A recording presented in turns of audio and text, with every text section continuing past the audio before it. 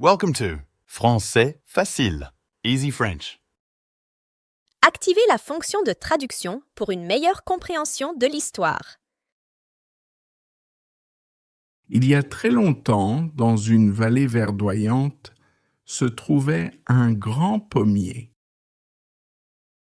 Ses branches s'étendaient largement, couvertes de feuilles vertes brillantes et de pommes rouges juteuses. L'arbre était une source de vie pour la vallée, un refuge pour les oiseaux et un lieu de repos pour les animaux. Mais ce qui le rendait vraiment spécial, c'était la relation qu'il avait avec un petit garçon nommé Léo. Léo vivait dans une petite maison non loin de l'arbre. Chaque jour, dès que le soleil se levait, il courait pieds nus à travers les champs pour rejoindre son ami, le pommier. L'arbre l'accueillait toujours avec ses branches ouvertes, offrant des pommes pour le goûter et de l'ombre pour se protéger du soleil. Léo aimait grimper jusqu'au sommet de l'arbre, où il pouvait voir toute la vallée. Il s'imaginait être un roi régnant sur son royaume vert, et l'arbre était son fidèle conseiller. Ensemble, ils passaient des heures à rêver d'aventures lointaines, de trésors cachés et de créatures magiques. L'arbre et Léo avaient une relation spéciale. Un jour, alors qu'il se reposait sous l'arbre après une longue journée de jeu, Léo dit « Un jour, je partirai explorer le monde. Je veux voir les montagnes, les rivières et les forêts d'au-delà de cette vallée. » L'arbre, même s'il aimait avoir Léo près de lui, savait que le garçon finirait par grandir et vouloir découvrir d'autres horizons. « Quand ce jour viendra, je serai là pour t'aider, » dit l'arbre, sa voix douce portée par le vent. « Mais en attendant, profitons de chaque moment ensemble. » Les années passèrent et Léo grandit. Il était maintenant un adolescent et ses visites à l'arbre devinrent moins fréquentes. Il avait de nouveaux amis, de nouvelles activités, et ses rêves d'aventure l'appelaient de plus en plus loin. Un jour, Léo revint vers l'arbre. Mais cette fois, il n'avait plus l'air du garçon insouciant d'autrefois. Ses yeux étaient remplis de préoccupations.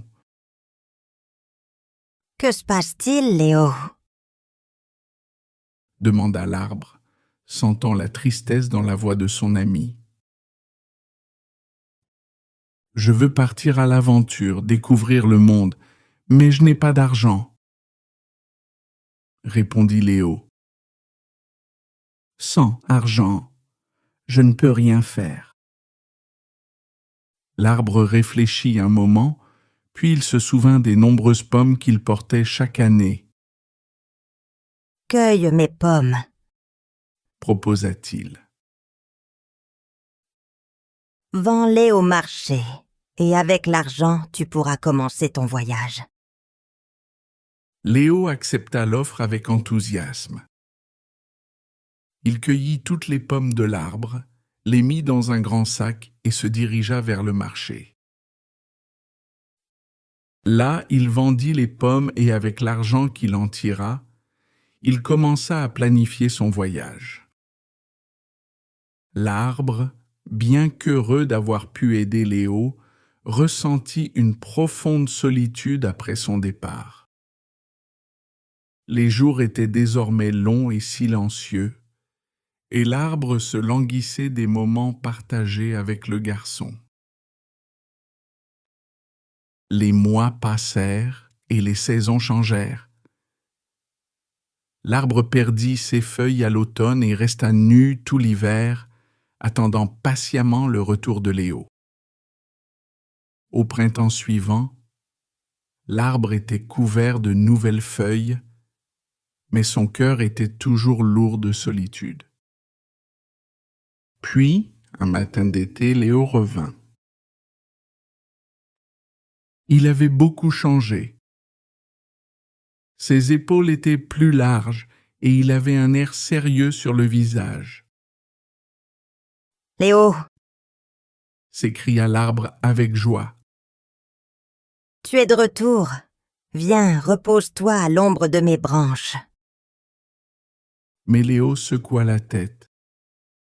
« Je suis désolé, mon vieil ami, mais je n'ai pas le temps de me reposer. J'ai besoin de construire une maison pour ma famille, mais je n'ai pas de bois. » L'arbre, bien qu'attristé par la distance qui s'était installée entre eux, voulait toujours aider Léo. « Prends mes branches. » dit l'arbre. « Utilise-les pour construire ta maison. » Sans hésiter, Léo coupa les branches de l'arbre. Il les emporta chez lui et construisit une belle maison pour sa famille. L'arbre, maintenant dépourvu de branches, se retrouva encore plus seul.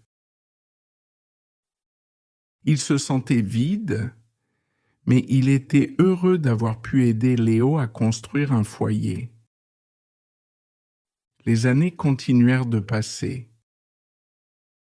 La maison que Léo avait construite était pleine de vie et de rire, mais l'arbre était devenu un simple tronc, privé de ses feuilles et de ses pommes.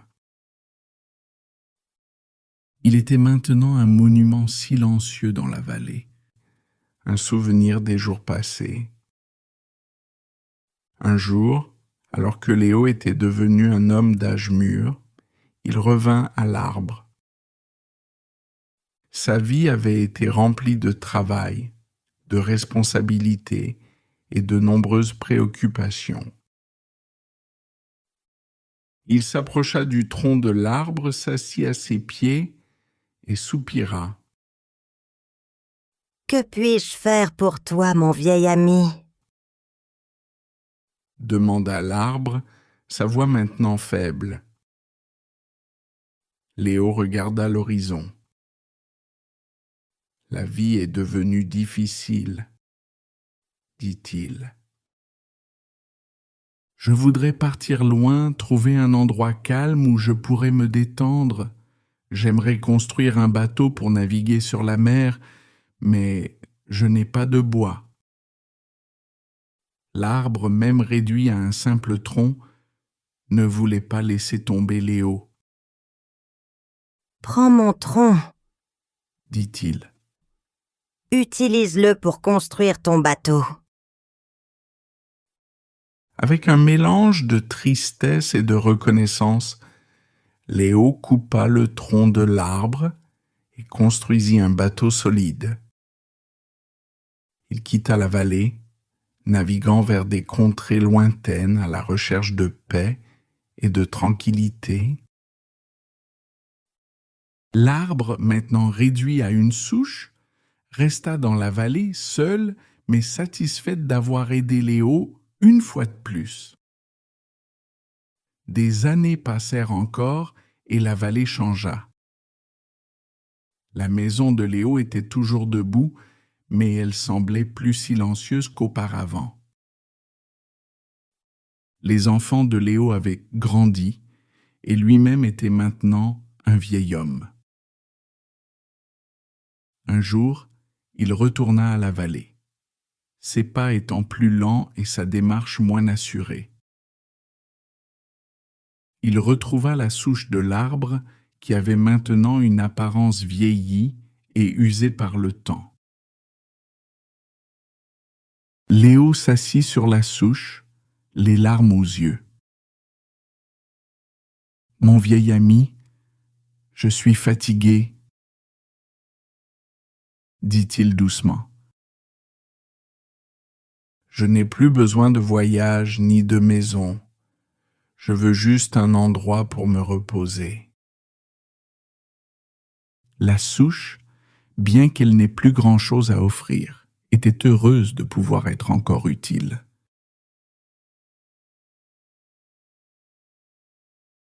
Viens,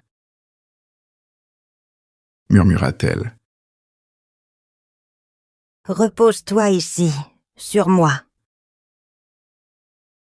Léo s'allongea sur la souche, se laissant bercer par le doux murmure du vent qui passait à travers les collines. Il ferma les yeux, un sourire paisible sur le visage. Pour la première fois depuis longtemps, il se sentit vraiment en paix. Et c'est ainsi que Léo et l'arbre restèrent ensemble jusqu'à la fin, ayant partagé une vie d'amitié, de dons et de souvenirs.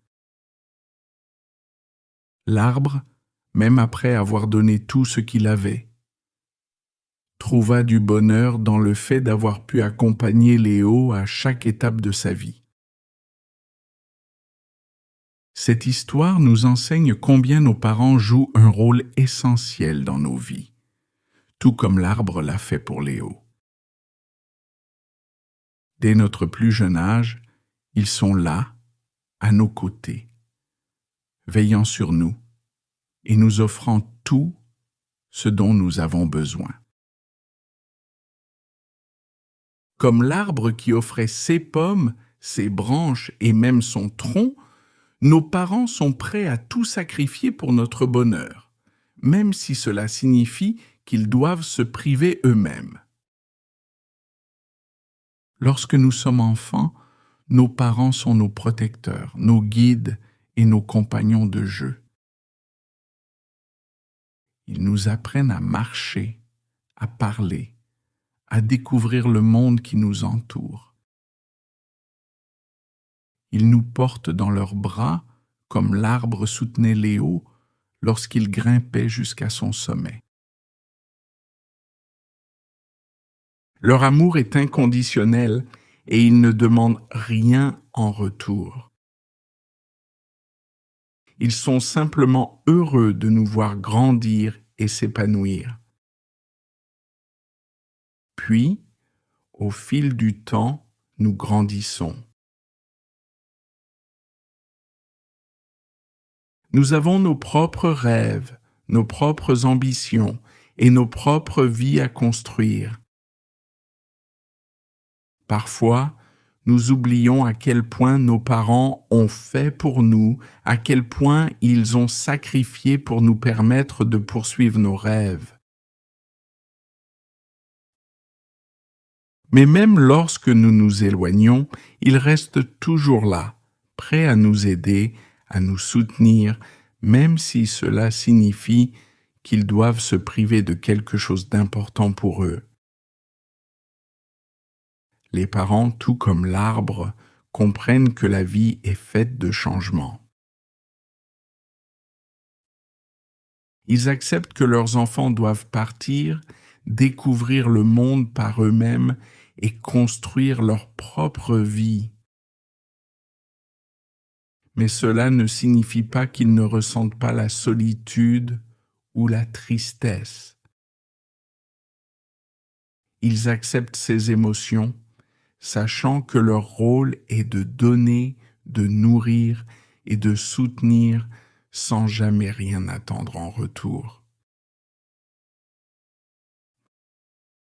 Et lorsque la vie devient difficile, lorsque nous faisons face à des défis que nous ne pouvons pas surmonter seuls, nous retournons vers nos parents. Même si nous ne le disons pas toujours, nous savons que nous pouvons compter sur eux. Ils nous offrent toujours ce dont nous avons besoin, que ce soit un conseil, un abri ou simplement un endroit où nous reposer. Leur amour est infini, et même lorsqu'ils ont tout donné, ils trouvent encore quelque chose à offrir. La fin de cette histoire nous rappelle également que nos parents vieillissent. Tout comme l'arbre, ils deviennent plus fragiles avec le temps. Leur force diminue et ils ne peuvent plus faire tout ce qu'ils faisaient auparavant. Mais leur amour, lui, reste inchangé. Ils sont toujours prêts à nous accueillir, à nous donner tout ce qu'ils ont, même si ce n'est plus qu'une simple place où nous reposer. Leur amour pour nous reste aussi profond et puissant qu'il l'était lorsque nous étions enfants. Nous devons apprendre à reconnaître ces sacrifices, à apprécier ce que nos parents font pour nous. Leur générosité et leur amour ne doivent jamais être pris pour acquis. Il est important de se souvenir de tout ce qu'ils ont fait pour nous et de leur montrer, à notre tour, de la gratitude et de l'amour.